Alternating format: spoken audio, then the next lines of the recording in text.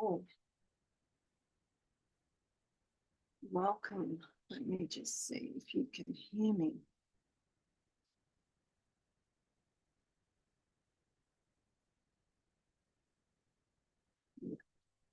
All right.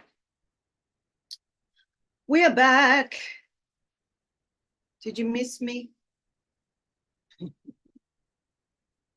Did you miss me? Oh, you probably didn't miss me because I see you. Did you miss this segment? All right. Looks like we're live.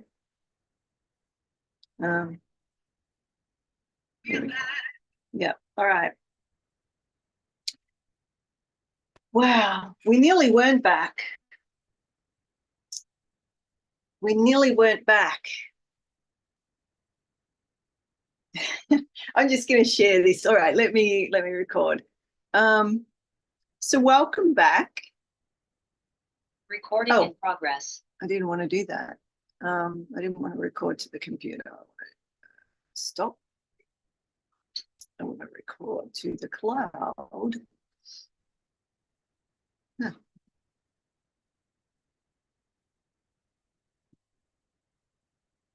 Oh, how do I get out of that? Give me a moment. I just pressed the wrong record. Now I can't get back in. I might have to. Oh, well. We'll just keep going. Not sure how much space I have left, so it may not record. But all right. Man, oh man, woman, oh woman, people, oh people, beings, oh beings. I'm telling you, where we are going today in our Holistic Mystic, our membership, I don't even know how to start telling you. So I'm trusting. But even just thinking about it, I feel like crying. It's so palpable and powerful. So I'm going to attempt. It's all I can do. And I literally, so look, welcome to those. If you don't know me and you're thinking, what on earth is this woman talking about? I'm Cynthia Harrison. I'm your mystic medicine woman. And, you know, I had September not off. I actually did amazing, awesomely creative things. But it relates to what I'm about to tell you. Where to begin? Because yesterday when I sat with it and I was sharing with Eric, I just cried. It was like so. There's not even words for it, right? And I'm going to attempt to share, transceive that with you, right? I can't promise anything. I'm not a promiser. All I can do is be into right?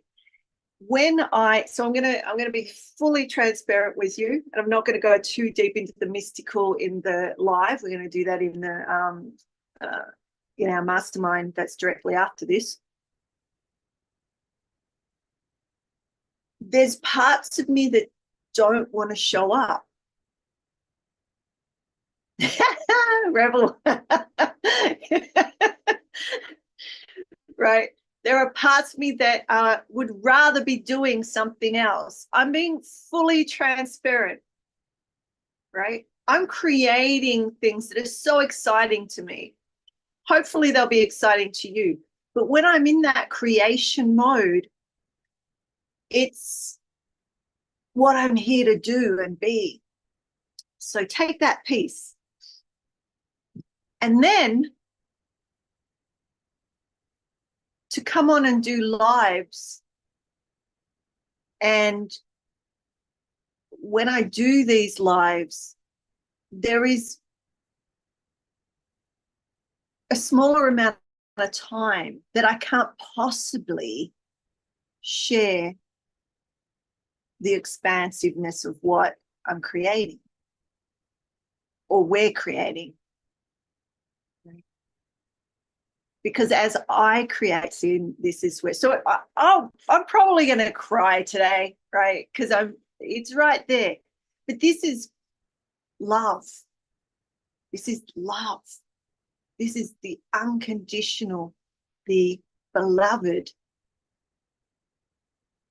And why it was important, so important, beyond what I can even relate to you, for me to show up today. Right. So in saying that, I just want you to connect with me in the space, because what I'm airing is more than what I can say, more than what I can express. Does that make sense? So when I was sitting in my human and the human's going, I don't know if this is something I'm to do, you know, certain work that I do. And what we're in now, and I'm going to unfold it as best I can, and there are deep teachings on this, which are here for everybody, not just me. But because how I live and who I am in the world, this is my role, whether I want it or not. Do you understand? I don't have, and see, the tears are coming, I don't have the capacity to say, I don't want to do that. I tried yesterday. I did. I said, so I want you, as I'm speaking, to see where this is for you. I'm modeling something for you, and it may not be as transparent or as, you know, tangible right now, but we'll get there. My little part of me, my scared part, my not worthy part, my I don't know what to say part. Do you understand?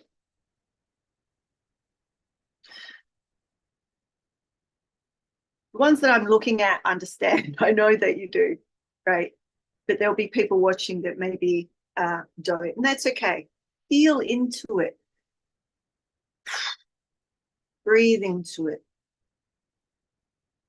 Now, what I've been creating is Cloud Odyssey, which relates to this in such a profound way that I did not even see it fully until the last couple of days, because I'm here as the instrument, and how the information comes through and the programs that come in are just being, it's a receiver, transceiver, like, right? In, out, right?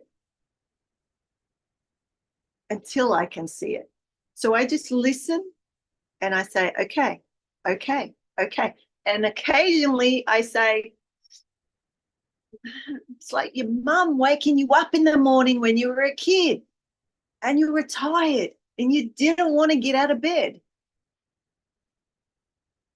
And some of you, maybe, I can't even remember my mum ever waking me up, but she worked all the time. So, but, you know, having to get up to do your practice, or having to get up to go to work, or having to get up through the night to tend to your infant or your puppy or your kitten that needs feeding, or your bird, your baby birds. I had many of those that I would have to feed every so many hours, right? And you'd get up through the night and you would do that.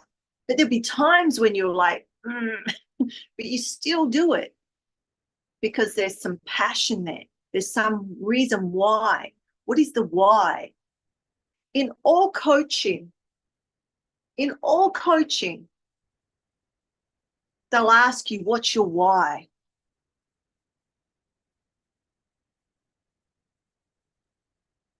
What's your why? What's the push? What is it that takes you along your path in the world?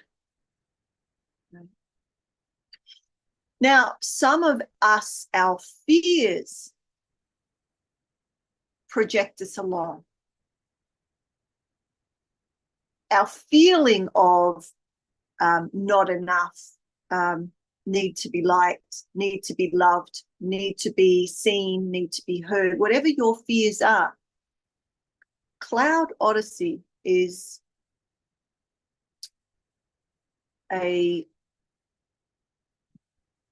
so we had relevate, regulate to elevate. Okay, so those of you that were in that or are in that, Cloud Odyssey is, just as the name sounds, an expansiveness of that program into multiple dimensions of your internal landscape. Okay. What I'm going to talk to you about in more the mysticism is the sky or the blue, right? The expansiveness of a space that holds all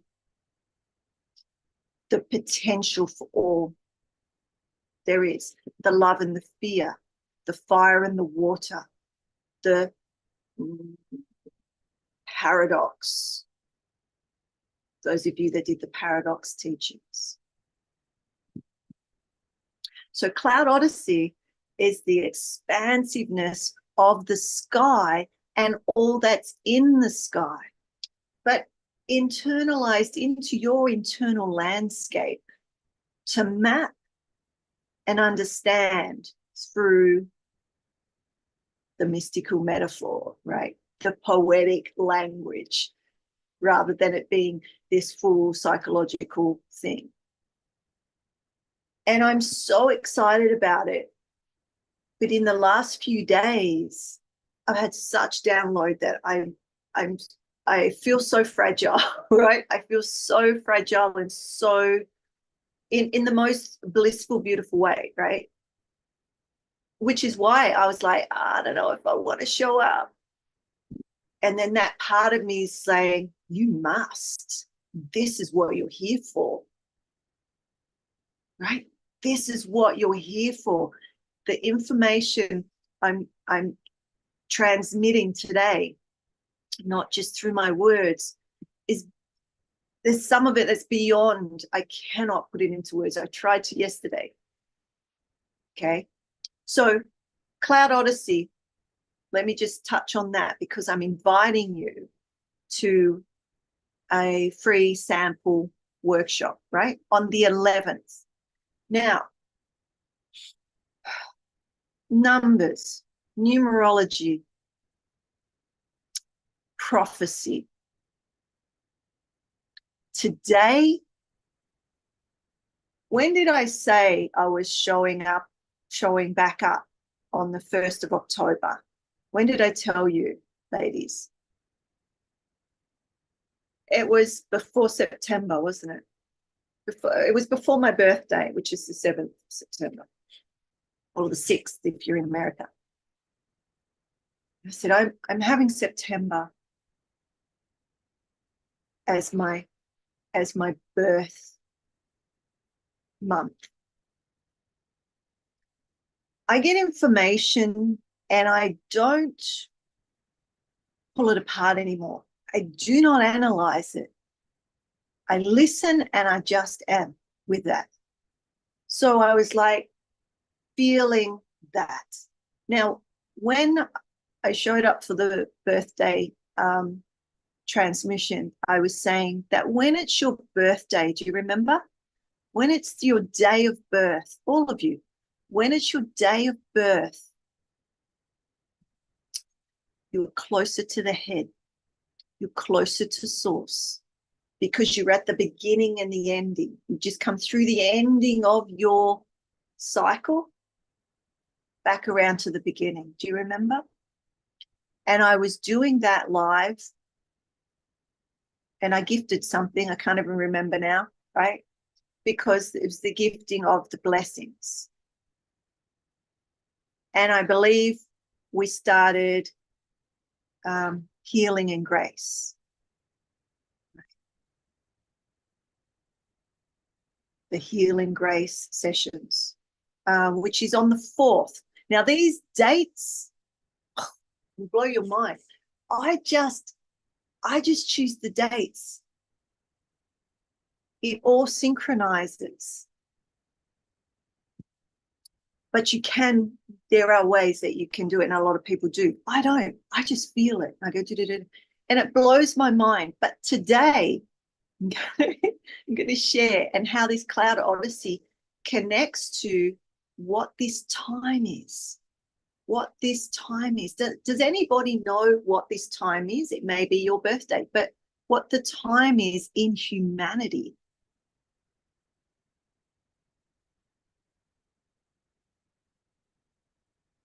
Right? I'm going to tell you. I'm going to give you. So if you're watching this, there's numerous platforms I've shared it to. You'll see in the link your link to Cloud Odyssey. So you can come for, I've said 2 hours, but with Q&A, it might go a bit longer.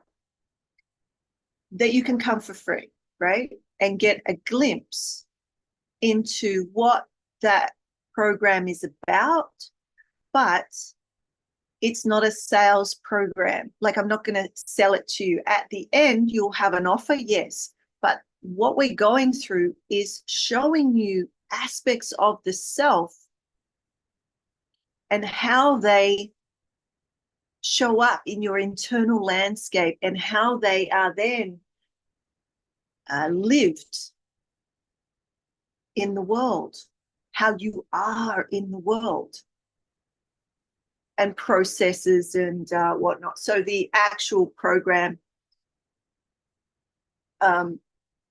is 6 months,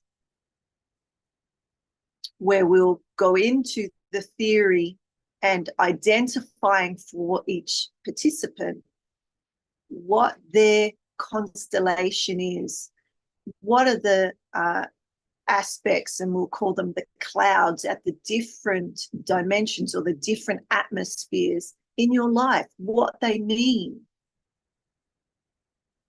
for you, how they produce your fears, fear of love, how you've adapted to your experiences, how you can see that and then make a clear choice of whether to continue that way or shift it. How is it serving you? When is it serving you? So you can be conscious, okay?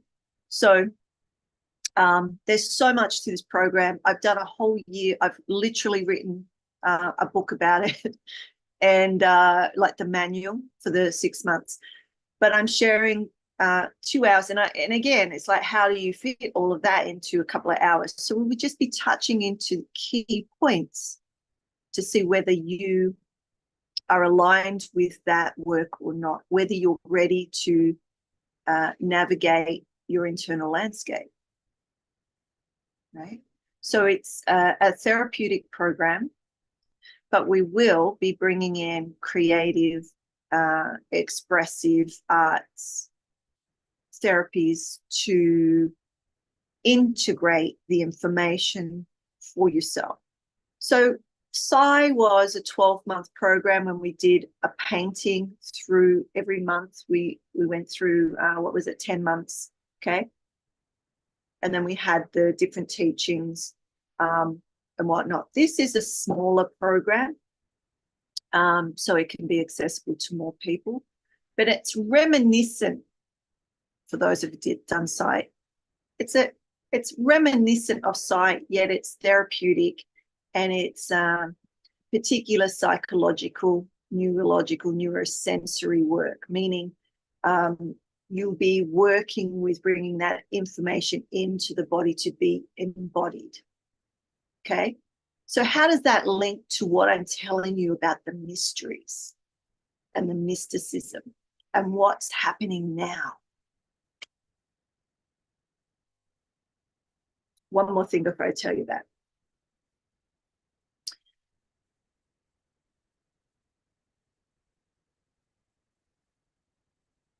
Oh, completely just lit it off.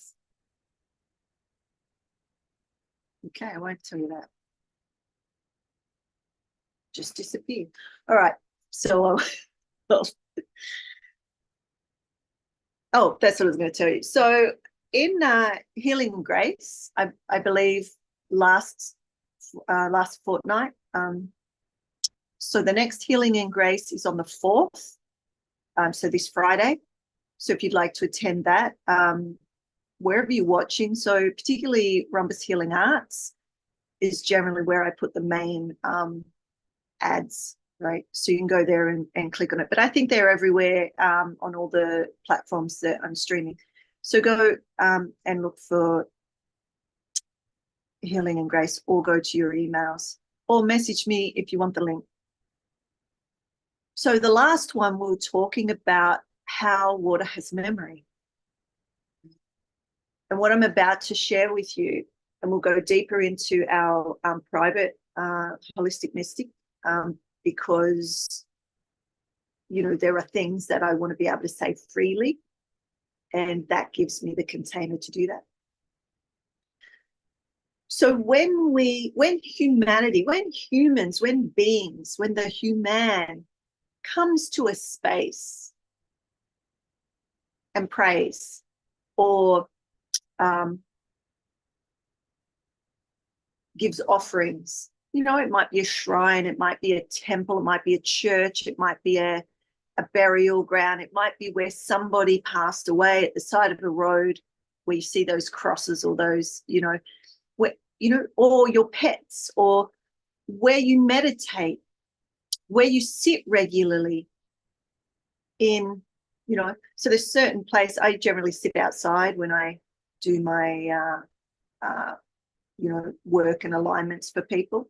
There are certain places that I either sit or stand, which over time has a memory, has a frequency, has a remembrance of vibration. Okay. And depending on the, what would you call it? I would say the weather, right? Because we're talking about cloud, obviously. The moisture in the atmosphere, how that can be received by people. Now, sensitives can pick that up regardless, but water has memory. Those little particles have memory, you know, and they can be picked up. It's, you know, being researched, and there's science to back it and all the rest of it. But as a mystic, I've shared about intelligence in those fields. And when some people may say, oh, there's a ghost. Well, what is a ghost, right? Is an intelligent being or an unintelligent being, so to speak? Meaning, is it just a looping of information in a space that you see the same information or experience the same feeling or the whatever over and over and over again? There's no interaction. That's an unintelligent energy, so to speak, although all energy is packets of information, data. That's what we generally call a ghost. When something amazing has happened in a particular space and that's encoded in that space, or something horrific, both ends of the spectrum. Does that make sense? So when I say something amazing, like you go to a sacred space, how many of you have been to some space in the world, whether it's land or a tree or an object or a shrine or a, you know, whatever it is, you know? I went to Gandhi's shrine it was so interesting because when I go to sacred spaces, I look at the energy. And I recall where I went in India, and I was with my youngest daughter, and I was teaching her how to view and look at this energy. And it was interesting because it wasn't consistent with what I would have expected. So I don't believe that that's the main space for him.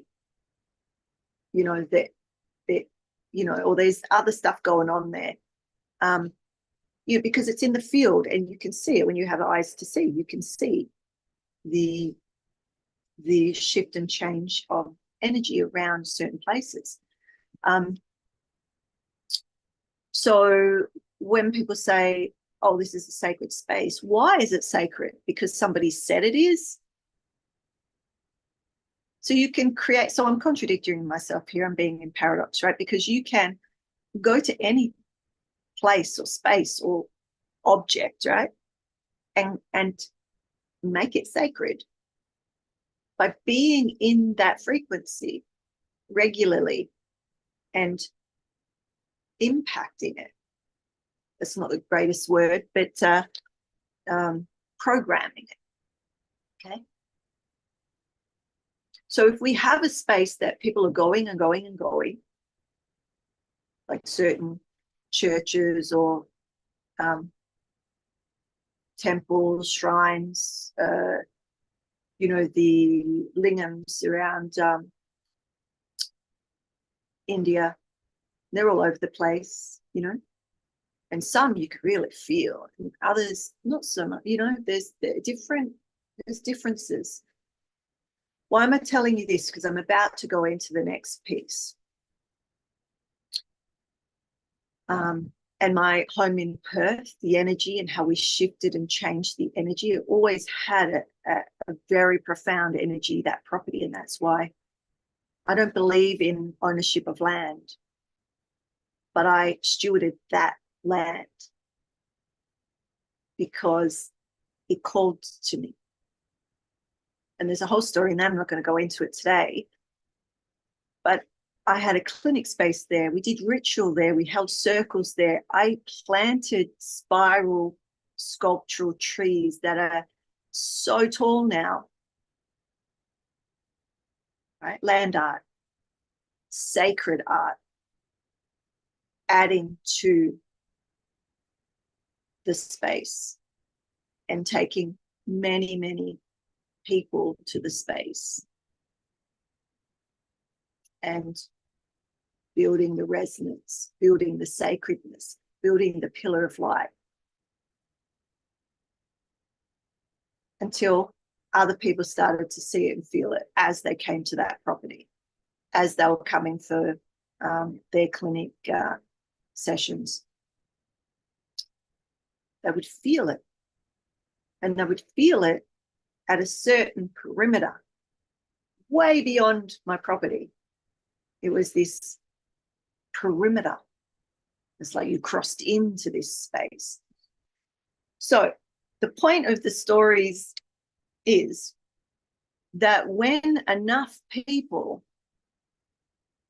are in resonance at the same time, we have an impact, or an imprint is probably a better way to say it.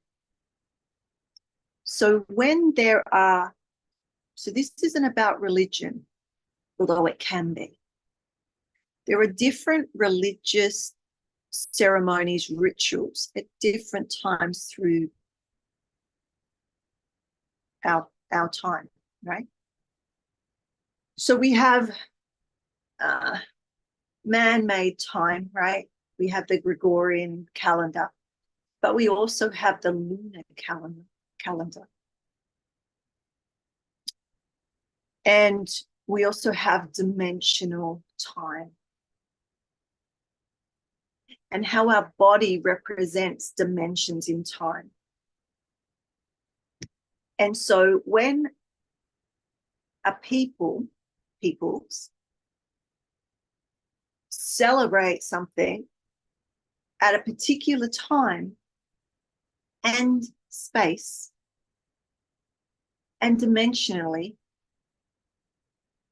So don't worry, I'm going to break it down as we go in, but we're going to move over in a moment. But I just want to tell you this, that when you are open, you feel, sense, know those times. They're impregnated in the field. Does that make sense? I'm just going to check. I just realized I don't have the comments open. So when it's Christmas and you're not Christian, you may feel it. When it's Anzac Day, now some of you may not even know what Anzac Day is, right?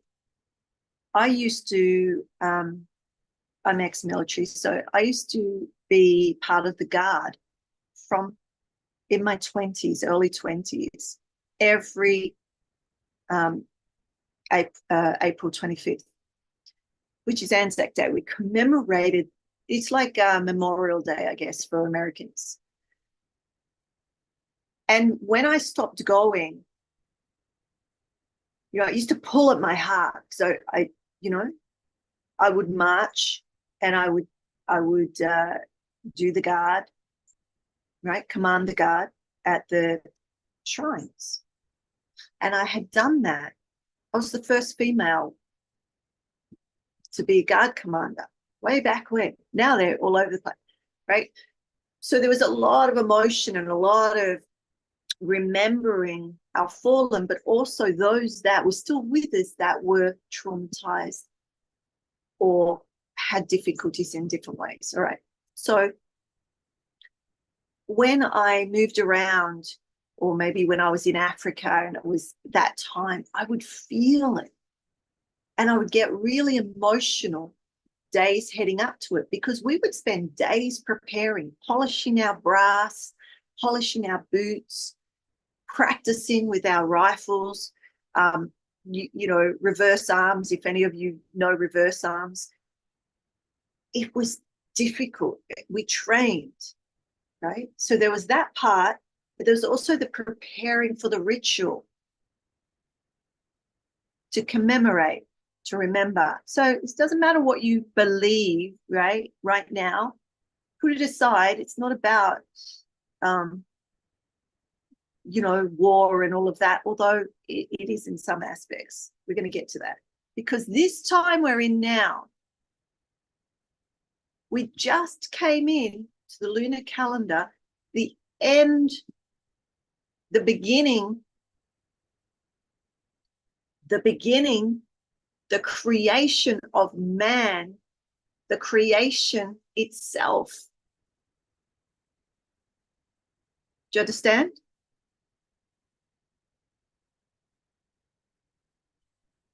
So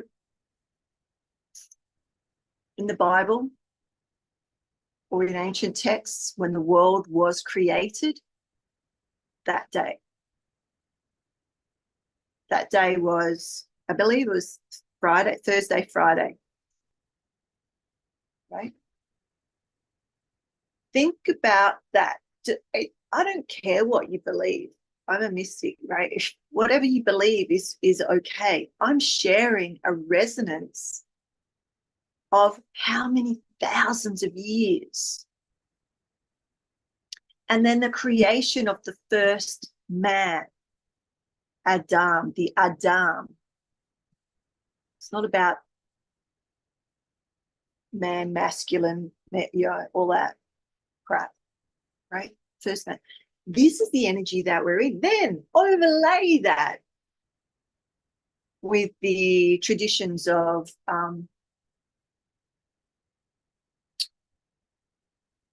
the Jewish community, right? Rosh Hashanah. Rosh is the head of time. The body is dimensionally holding time. We have the right arm, the right leg, the left arm, the left leg. the head. We are at the head right now, the head of time and closest to source. So when I told you about my birthday and I was going around my individual process of cycle, and on the day of my birth, I am closest to the source and receiving more of who I am at that point. And this is why I give blessings. I give on my birthday because I am receiving, right?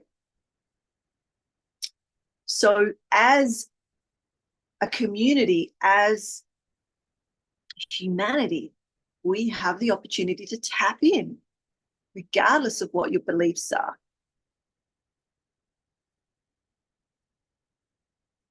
Because ultimately it's about the times that we are closest to source. Am I making sense? Sort of, right? The times we're closest to source. I can pick out more, but this is prophecy. Prophecy. This time, so I'm going to just say this and I'm going to go over because I want to go into places that, you know, we have, what do we have in this time right now that you know of? Solar eclipse, the ring of fire coming up, the lunar eclipse.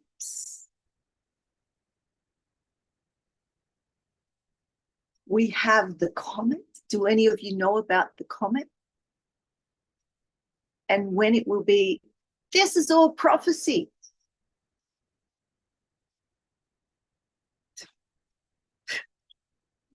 And I'm not even going to go into the politics, the American politics and how that relates. I talked about that about 4 years ago, the prophecy around that, and I chose to just leave it where it is because, you know, but I'm telling you, it will blow your mind. And so we're going to go over and I'm going to continue to go deeper into this and tell you the connection. So regardless of what your religion is or what your belief in source is, if you're distracted by all the other, you will miss the alignment of this time. So there's just 3 things. But we also have the alignment for myself, the alignment of showing up today, because tomorrow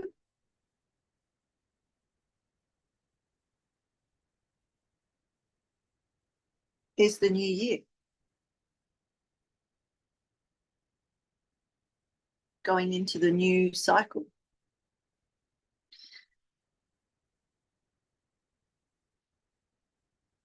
So if we look at the different numerology and the year, let me get my notes.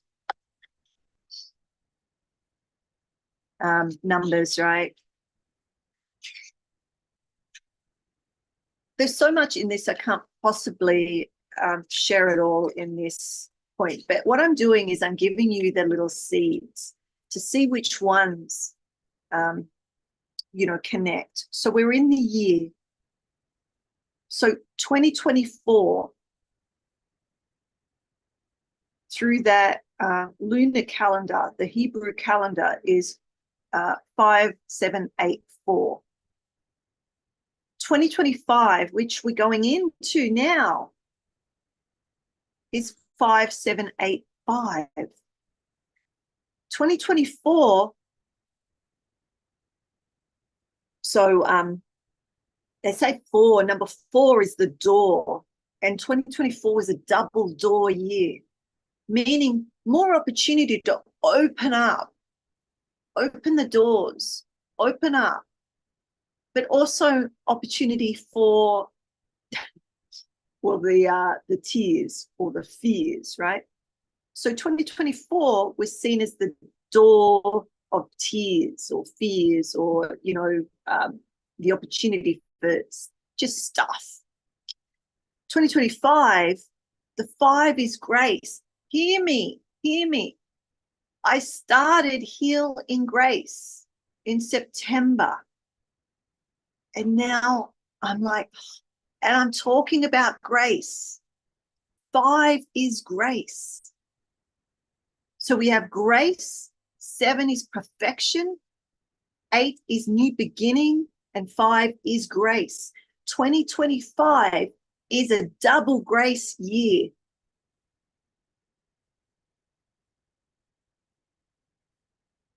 I hope that's not lost on those of you that sit in grace with me. Right? I hope that isn't lost on you. So it is the potential for us to align. It's also, if you look at my programs, why I say alignment. Are you in alignment? Are you misaligned? Are you aligned? It's about aligning with source. It's about wearing the crown into the priest, priestess, or into the spirit, whatever you want to call that, right? Crown, the Rosh, the head of the year, closest to source at this time, regardless of what you believe, feel into it. Just feel into it. I could tell you other belief systems and whatnot. This is the one that, is consistent with the numerology and the Sephirot, right? The Keter, the crown. We're at the head. We're at the going into the crown with the opportunity to align into that consciousness, the darts, right?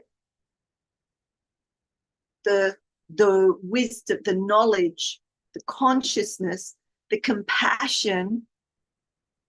I did a talk on compassion recently. Compassion is all around us. It's the field. So bringing the compassion in,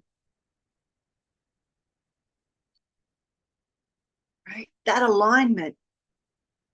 And so when we do that,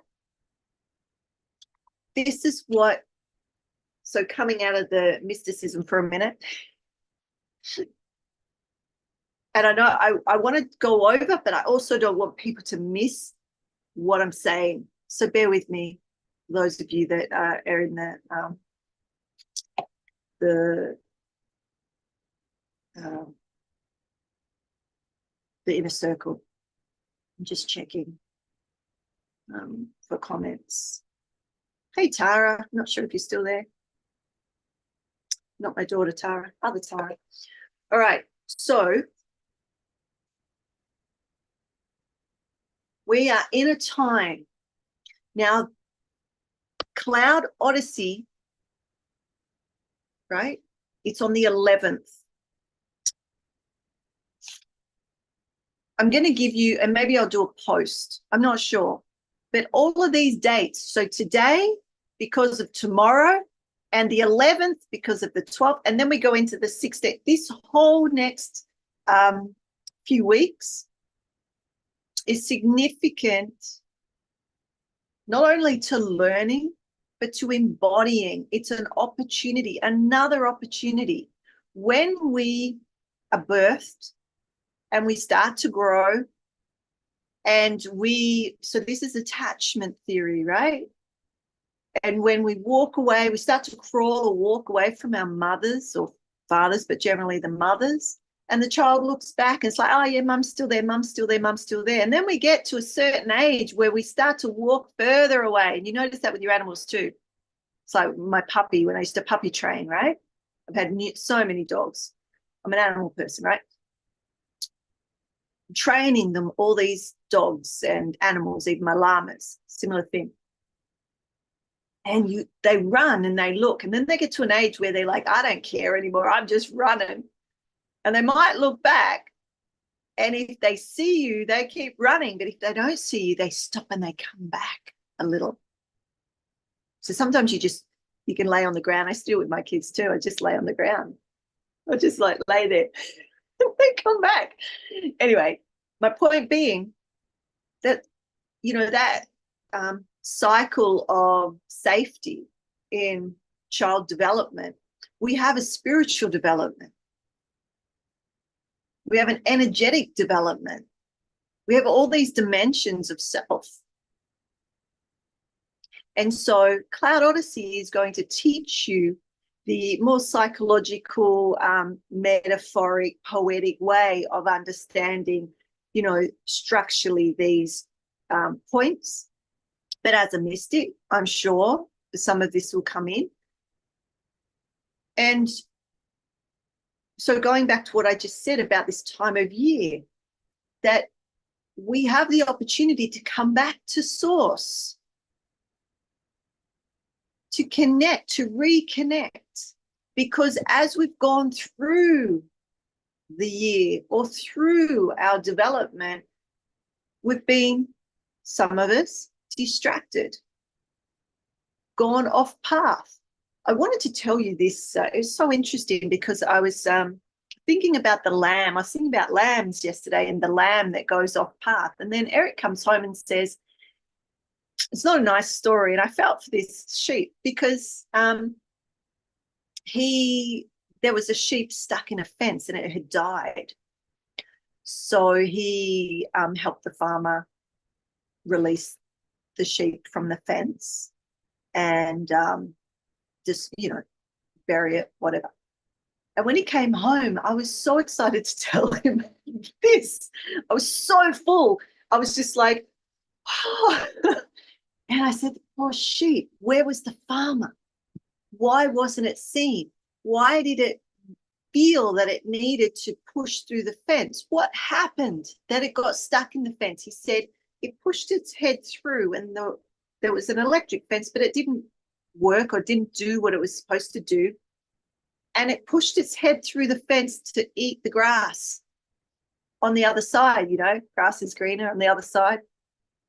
And then because its ears come up, it couldn't get its head, or thought it couldn't get its head back out. And no one was around to tend to the sheep. No one saw the sheep until it was too late. And that poor sheep, I'm sorry to tell you this story, but, maybe it'll hit home around what I'm trying to share with you. That when we are connected to the mother or to the, what do you call the sheep, the farmer, I guess in the Bible they'd call it the shepherd, right? And we go off and it only takes a little prompting or a little noise or a whistle. I don't know if any of you are farm girls and boys. I am, right? And my first question was, where was the farmer? Why wasn't it checking on the herd? Do you see? If you've got animals, you don't just leave them for, I don't know how long that sheep would. Do you see? So my question was, after I, gave prayer for the sheep, and Eric said he did multiple blessings that day to that sheep. But why did it get stuck? Because it wandered from the flock, from the herd, and there was no thing to call it back onto path. It got distracted. What's distracting you?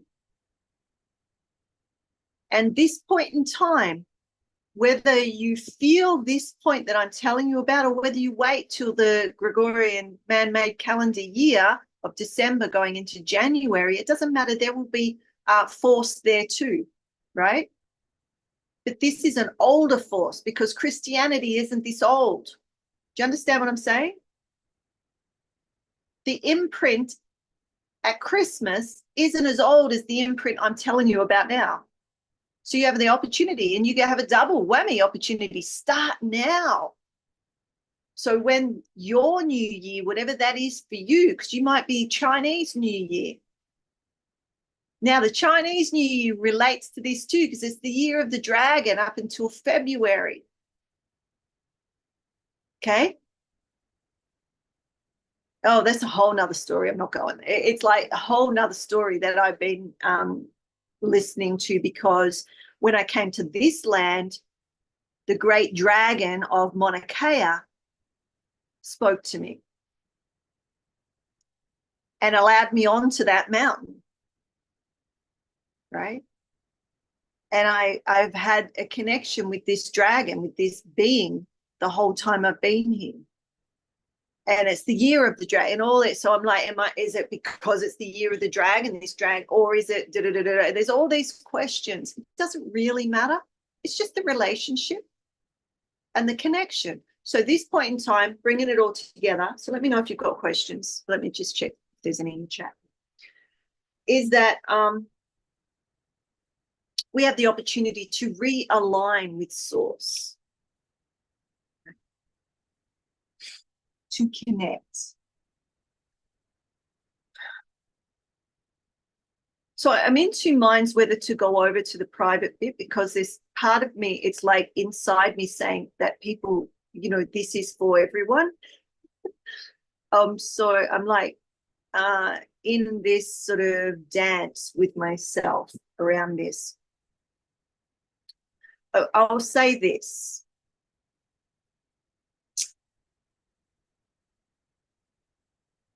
It's to do with how you heal. So all I'm about is supporting you to heal. What does healing even mean to you? I keep asking that question because I'm asking it myself. What is it to heal? Because doing the trauma work is healing. Doing the therapeutic work is healing. Doing the energy work is healing. Doing the spiritual work is healing. Doing movement and exercise is healing. Speaking to somebody can be healing. A hug can be healing. Like, what is healing? What is it? And so that's for you to answer for yourself. But that's what my research is around. And this all connects, because ultimately everything that I'm doing is around, in some way, shape, or form, uncovering or bringing awareness to what you've concealed. Those of you in Holistic Mystic, I'm not going to tell you, I never tell you to do anything. I'm going to invite you to remember the Esther teachings around, you know, the embodiment, or the what's the word, the bringing the light into the self rather than it being external, right? That's what part of what she represents, that connection, that alignment with source, and the bringing it in.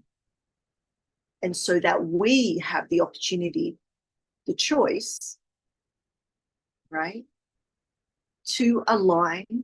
So what's another word for that? To, some may say surrender, but I'm not really about surrendering. It's about a relationship. I'm always talking about relationships. What's your relationship to the beloved? There's two ways. There's the one that you're in a way surrendering or accepting, acknowledging and accepting. Yes, you just are in relationship. You are it, and it's within you, right? Pardon me. And you're not it at the same time, right? Because you're individuation within all there is at the same time. That's the paradox. Why we are here walking this earth. But I'll leave that for another day. And the other side, the burden of, oh, I have to do this, or I need to, do you see? Which is what I started with. Feeling that I guess that burden or that, you know, to get this, I have to do this. Oh, okay, I'm going to do it. Right.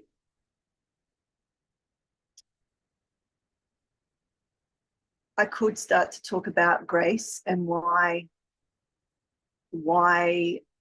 we do that and why I share that now, because that is being in alignment. And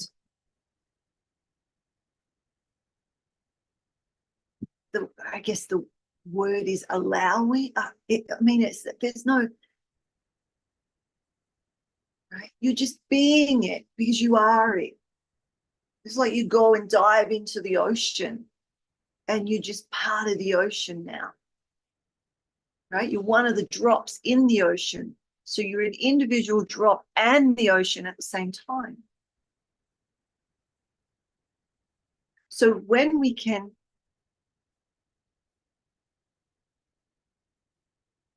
whatever that word is, the words aren't covering it, but I'm just going to say it like this for those of you that maybe need words, more words. We acknowledge it. We acknowledge the potential for that connection and then drop into it, okay? The alignment with it.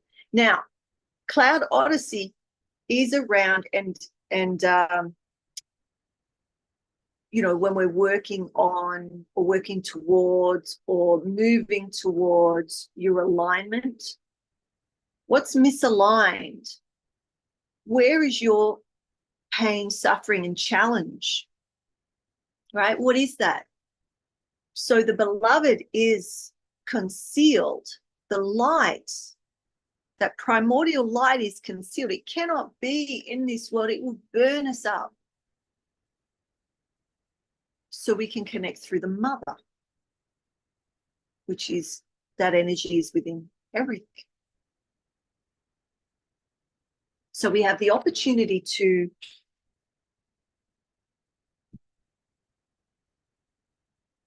reveal what's concealed. But there's this other part that I wanted to talk to you about, which if you get this or simply meditate on it or hold it as you gently, you know, as you walk through the day or the week, is that many of you have a double concealment, and this is your suffering.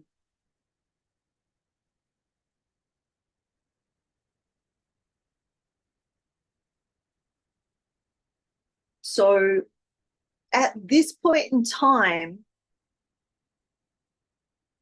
it's historical. Like there's so much around you. Just look around you. Stop looking on the phone and all the rest. Just look around you. The prophecies are playing out everywhere. And you have the opportunity to have that awareness, that consciousness. So what to do, how to be into the R, right? Acknowledging the concealment of the concealment. So I was contemplating this yesterday. I had an aha about it because I talk about the fear of love. Every time we get to this point in time, we have the opportunity for all of humanity to awaken, for the return of the Messiah, whatever that is to you, okay? The return of different traditions call it different things. For that full realization within yourself. God and me are one. Right? I am to the beloved as the beloved is to me. I am that I am. What holds us back? And I was like, the fear of love. So contemplate this. Contemplate, firstly, what you believe. What's your belief in source? A source, you could say a God, a beloved, the mother, the divine mother, divine father, whatever it is, that source. We're like, and you know, if you're science-based, great. What's the source? What are you saying? What's your belief? I used to start the intuitive studies with this. Do you remember? Some of you would be like, what do you believe? Because if you don't know what you believe, how do you not, right? How do you go the next steps? You're just walking blindly. Where does that belief come from? How do you know what you know? Because if there's a fear of the return of the Messiah, or whatever you might call the return of that energy, right? That's what's stopping it.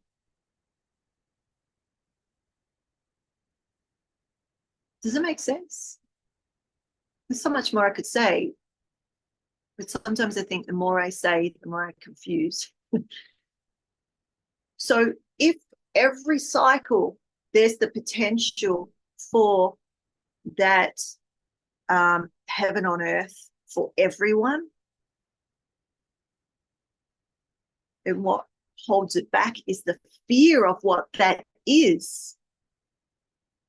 Think about this. That's the fear of love, right? The fear of the expansiveness. The fear is your survival fear, your survival ego. The fear of love is your spiritual ego, and the things that hold you back from your full. So what I started saying when I came on today was my fear of love, because I know, I feel it. It's so big. It's like my whole physical body is going to explode. And I'm holding the container of this energy. And it's like to the point of like you're holding it and there's tears of love, but it's so, right? There's a fear of love. So at some point I can retreat and breathe, or I can trust and continue to hold. And that's why I showed up today. Other than I said I was going to show up, but you know, there was part of me that's like, you know, is this how we're moving forward? Right? Let me tell you this. When you are physically unwell, we could say spiritually unwell as well, but physically unwell, why don't you heal? Why, when you sit in grace, many of you, right? Or you sit in your own sense of grace, you heal, or something shifts, because you're aligned. There's an alignment with source.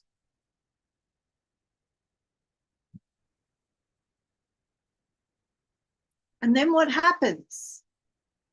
Go back into your world, you misalign, you become like that sheep. Hopefully you don't get your head stuck in the fence. But many of you are very close to that fence, sniffing around. I'm sure goats sniff. Sniffing around, like, is that, you know, looking for the tea leaves. So we got tea trees here, not tea leaves, like cup of tea leaves, but we got tea trees here. Apparently the tea leaf is like candy to the, so I had this whole story yesterday that the man goes and feeds the sheep tea leaves because it's like candy to them, and he's trying to herd them. Because my big thing was, where was the farmer? Where was the herder? Where was the shepherd? Where was the one to keep them on path? Where was the sheepdog? Where? My question was, the sheep got lost. The sheep got off track. There was no one watching.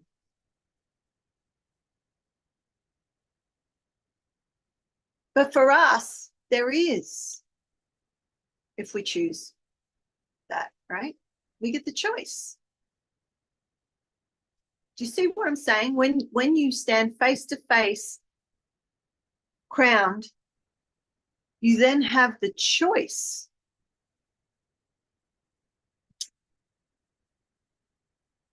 So free will is fallacy until you have that supreme equality where you can choose.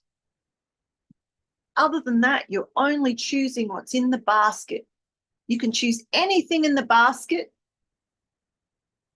or you can go anywhere in the paddock, but you still only got the paddock or the basket to choose from. Does it make sense? You get to choose from this container. You can have any crystal or tool in this container, but it's only what's in this container. There's so much more that's in the other container, right? This is how we're living. We don't know, we're not aware of our full choice. So our awareness, our consciousness of the places that we have concealed ourselves,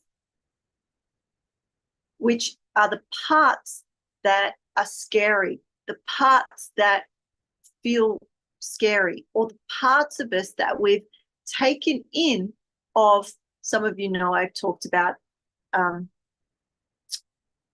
this might be too controversial to bring in. There are parts of us that we take on of the perpetrator. Now, that perpetrator may be somebody who has verbally abused us, physically abused us, sexually abused us. But we will embody, will take in, and it becomes a part, yet it's not necessarily, it wouldn't have been there naturally, right? We take on the colors of our experiences. And in psychology, we call them parts. As a mystic, I call them aspects. Right? Aspects of self, we all have them, but some of us have ones that are created through our trauma or our attachment history, our relational injury, okay? And when they come up, we're so terrified, as if the person's there, that we push them away and we repress, suppress, conceal, right? And that's part of the distraction. And that's part of the work. So when you work one-to-one with me, or where we start to look at those as a metaphor of clouds, what clouds and what part of the atmosphere within you are they? What role do they have? How do they show up?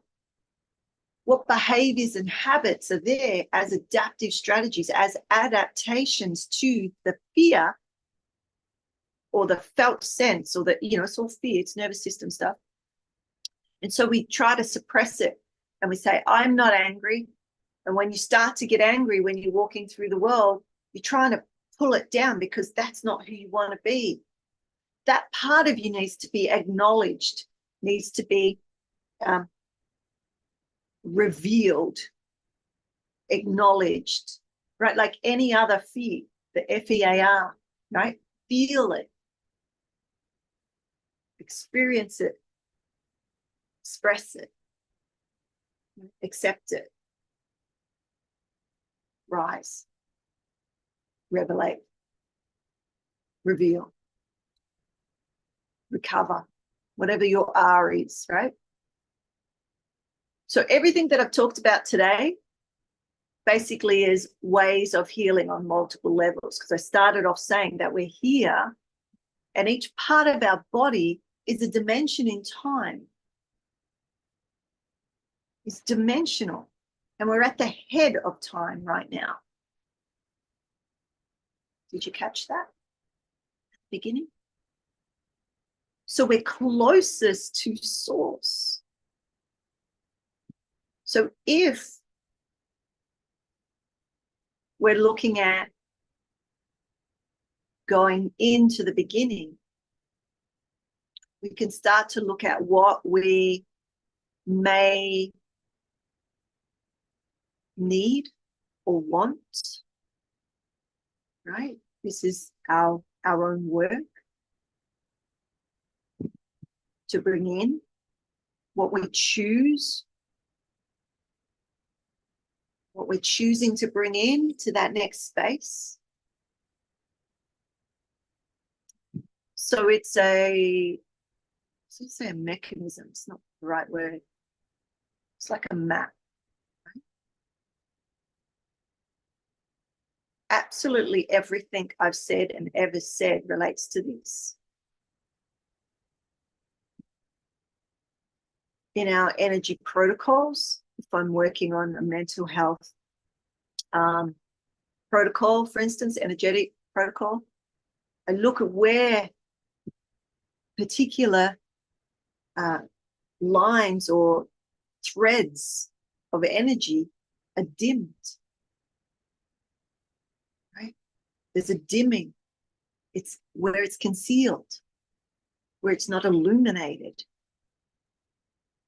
where there's particular axis through the body and it goes off to the right or the left. Or for very extreme cases, it drops. When it drops really low, it's a whole nother. It's very rare that I see that. Very rare. It takes a lot of work to get back. Or if the divine spark is trying to exit the body, it means life for this physical is so difficult that the spark of light is trying to leave.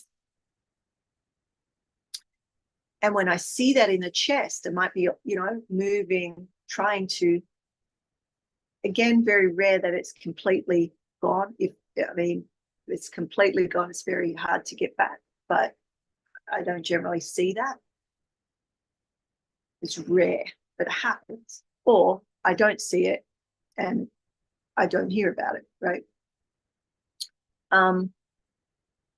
And we realign that spark into that center. Trying to give you different ways of hearing the word alignment, because it mirrors and it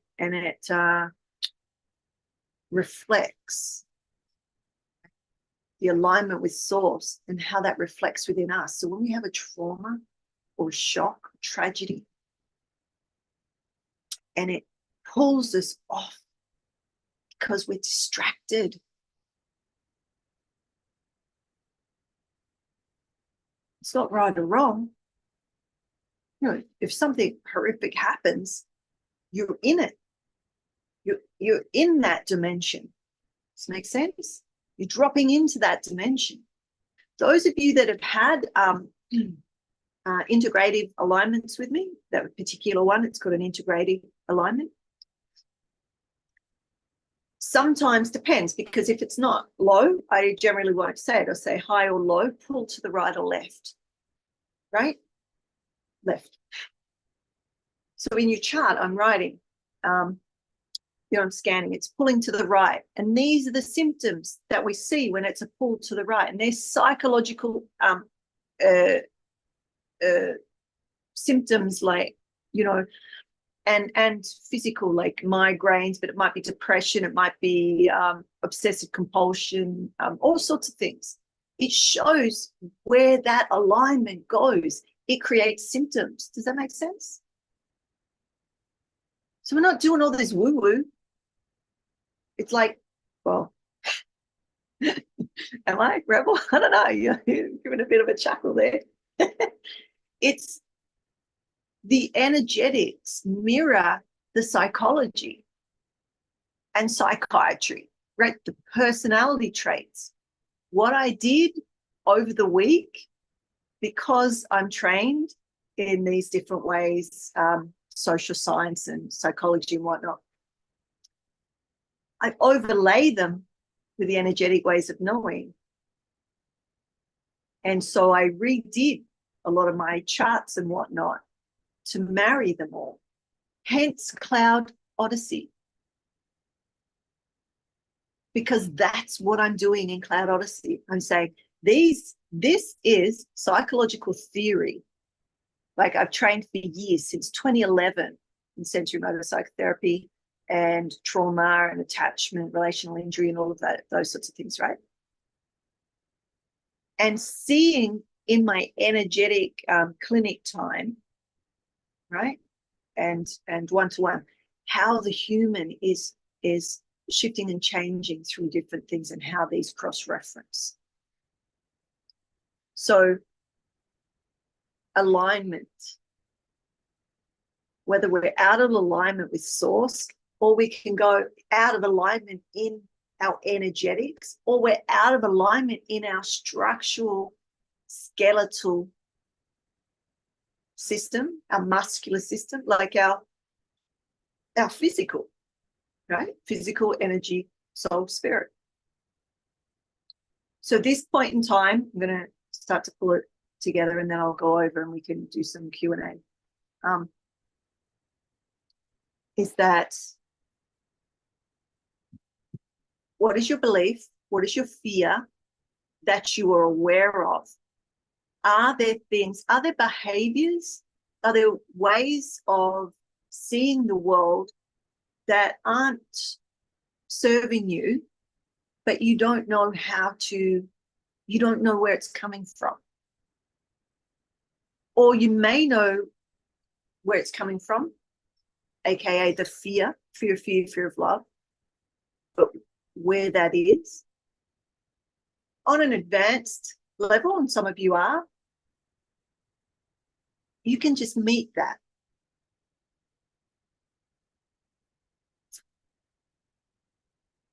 Right? You can meet that. That's grace. You just connected. And if you can stay there without bypassing it all, right? Stay in connection with source as you walk the beloved, with the mother. Once you're connected to the mother, you're connected to the father, right? Then that's your alignment.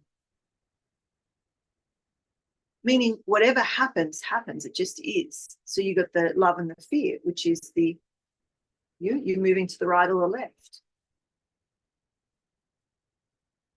And when you connect with the sky or with the ocean, whatever happens within the sky, it's just the clouds that are moving through. They're the experiences of this human. And how you navigate those, right? How you accept those experiences in separation or of separation, help you dissolve into the sky or the ocean, whatever metaphor you would like, creating a more profound connection.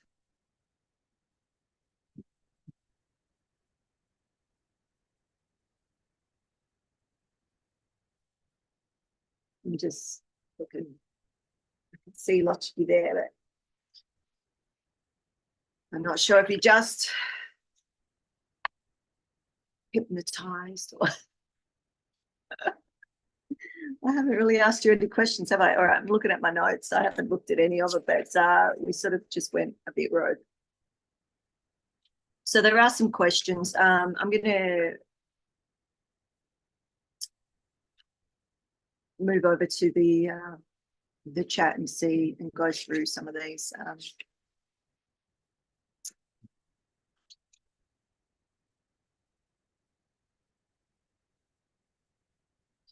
So I'm going to end the live on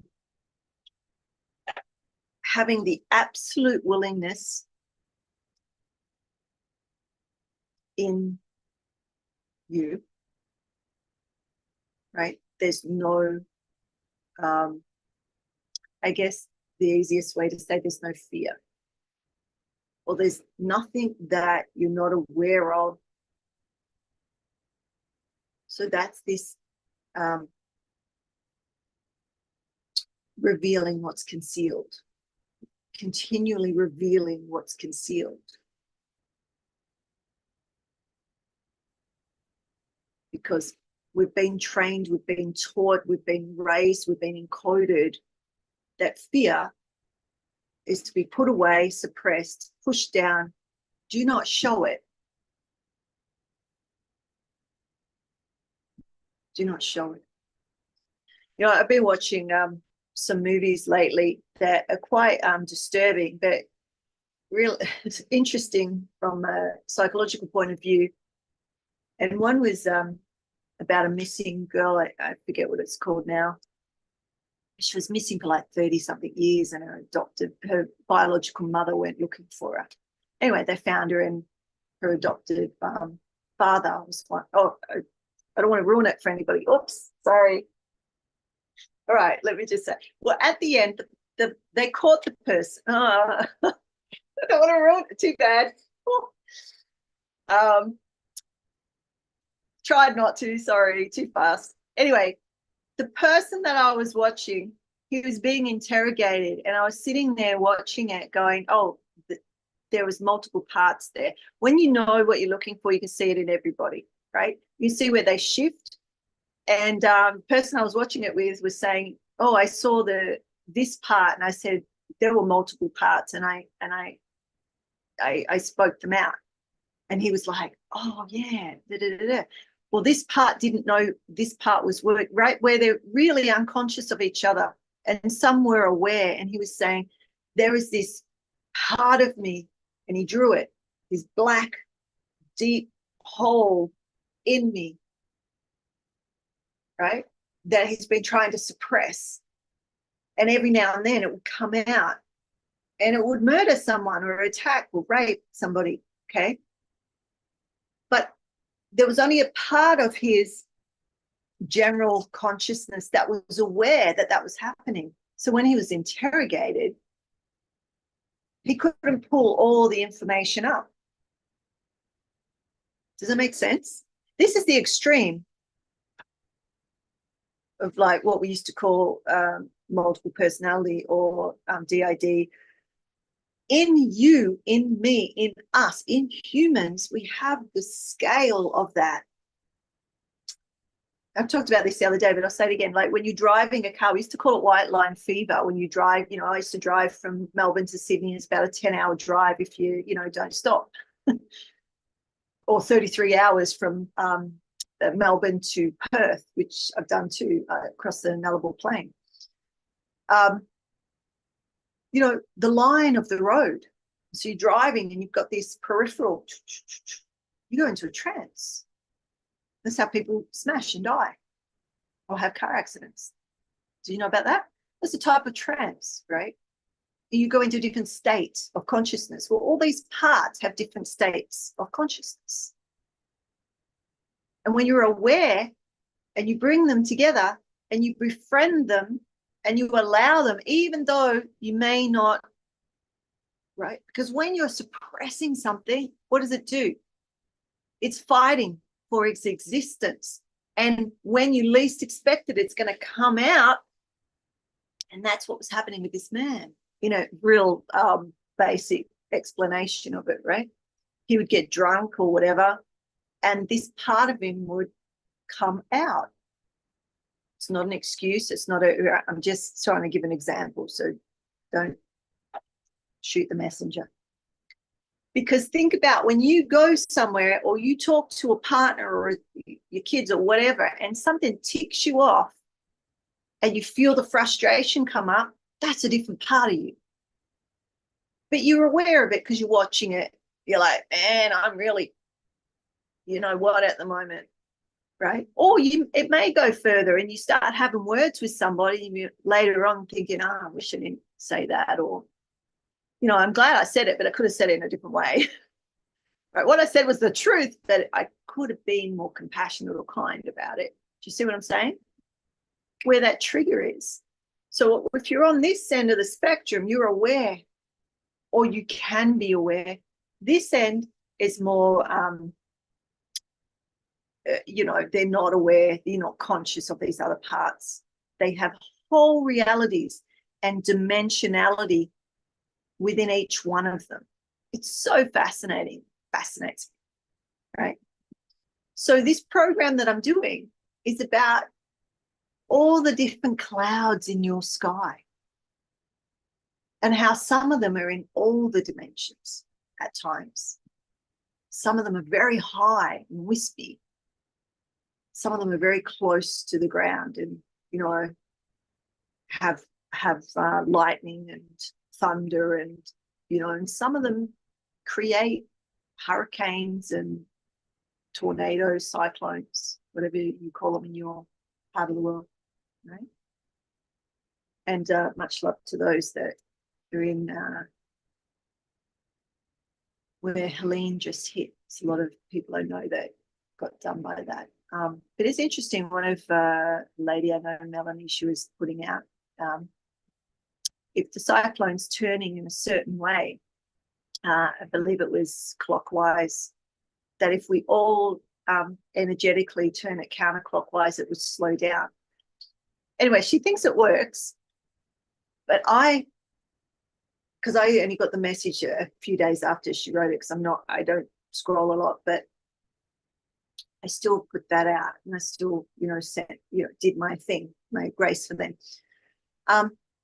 And then I went, and this is something that we'll probably talk about more in healing and grace, because it's how mystics, medicine men and women, shamans work.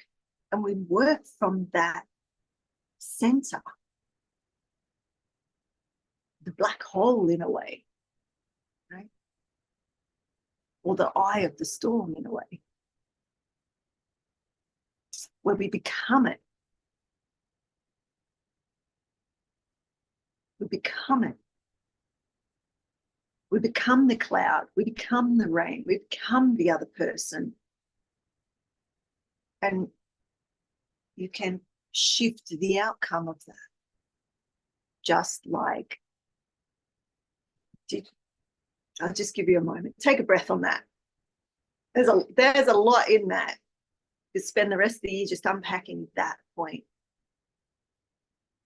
So when I view the sky and I see the gateway, at the center of the gateway is the portal, and it's generally dark, the black hole into a white hole, right? Yes. I'm expecting you to know. You may not know, so I'll answer yes, it is. Okay. What you're seeing is what you are, or the gates are within you. Where they're activated to is up to you.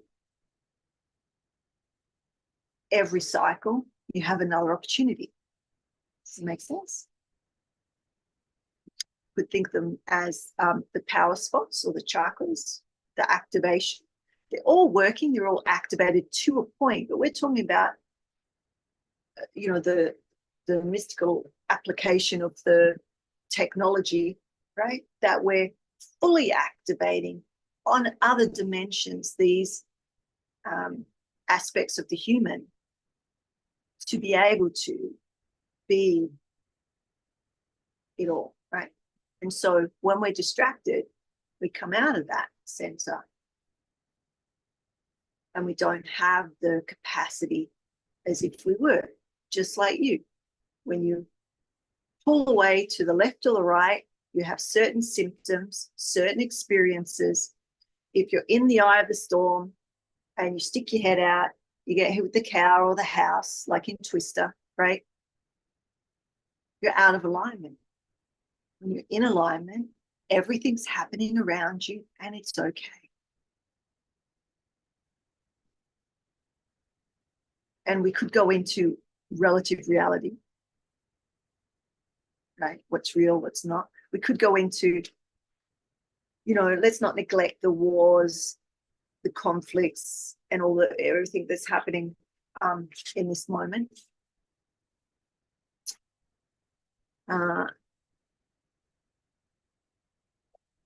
And all the atrocities and different weather conditions and whatnot around the world, right? around the world, because I know often where people live is where they watch. But there's something happening all the time. Before the end, well, going into the end, into the beginning is usually a building up of the. So 2024 was the build up of the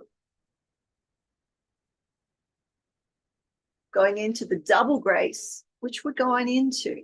So if you've had a real shitty year, who's had a real, well, let's not say shit, let's say head in the fence year. Trying to get you, your ears are too big, you can't get out the fence, right? You just maybe need to turn your head slightly and come out, right? No. Did I tell you? I don't know if I've told this story a lot of times, but maybe you haven't heard it.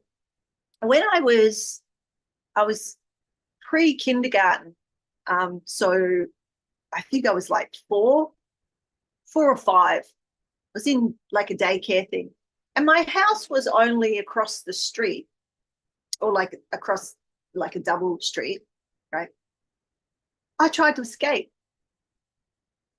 I got my head stuck in the bars, stuck my head through. I was a sheep, but I knew where I was going. I was actually going home because I knew where my house was and I wanted to go home. So I wasn't necessarily a lost sheep. I was a rebellious sheep, I guess. You know, I wanted to go home. I could literally, I knew my house was just over there, and I was like, I don't want to be here playing with all these little kids, having nap time and all that. I wanted to go home. Anyway, the fire brigade had to come and get me out because I have many stories. I was always trying to get out of places. Anyway, that's actually in my numbers and in my charts, right? There is that that part of me that doesn't want to be constrained, doesn't want to be contained. You know, the sheep wasn't trying to escape. The sheep was just trying to get the distraction of the lovely grass there.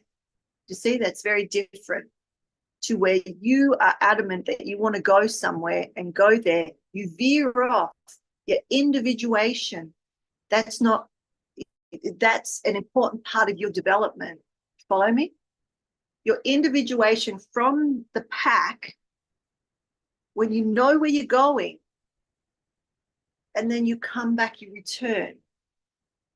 It's a little different to being distracted by, oh, look over there. There's P. Diddy going to, or whatever, right? Or, all the, I don't know, whatever's happening in the world, all the distraction, all the noise, or the gossip, what's happening with the neighbors or the people down the road, whatever, all the gossip. You're being distracted.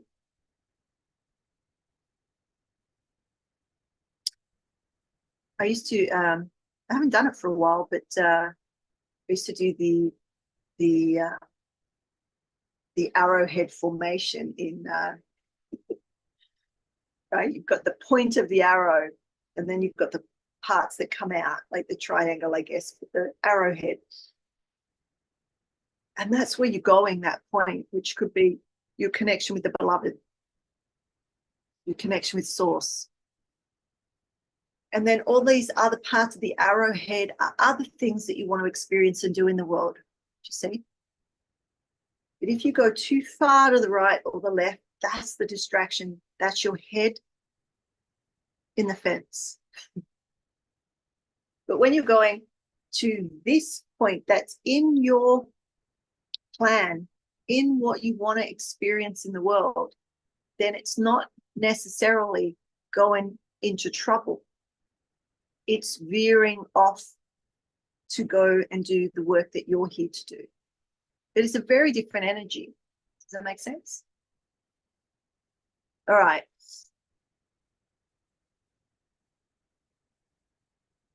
I'm just going to pop over to you ladies, see if you've got any questions.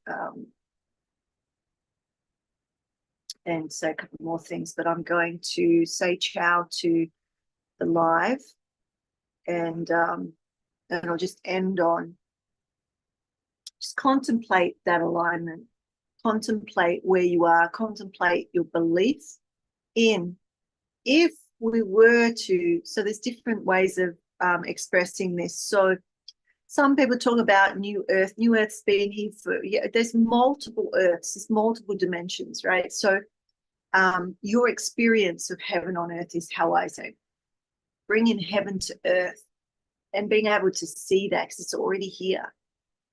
But while you're distracted, while you're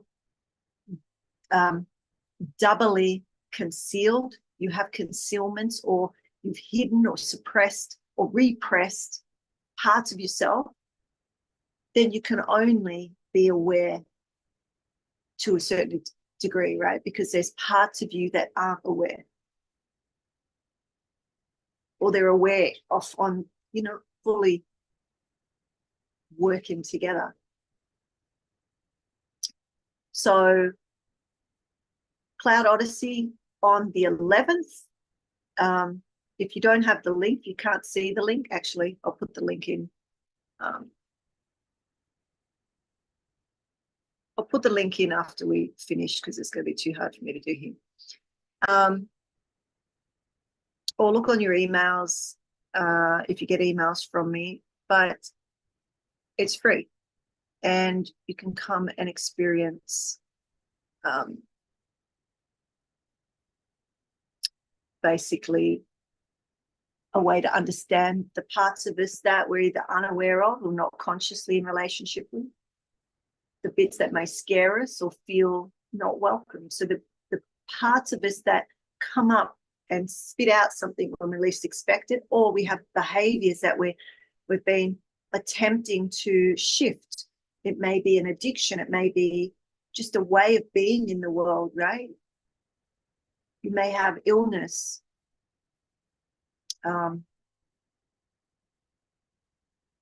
Challenges. You may just want to know more about who you are. So, you know, it's a whole program, but we're going to do just a little introduction to it just to see, you know, is this for you? Is this something you want to know more about? Maybe you don't, but you have questions. So come and hang out with us on the 11th, next week, next Friday, basically. And that's my little gift to you.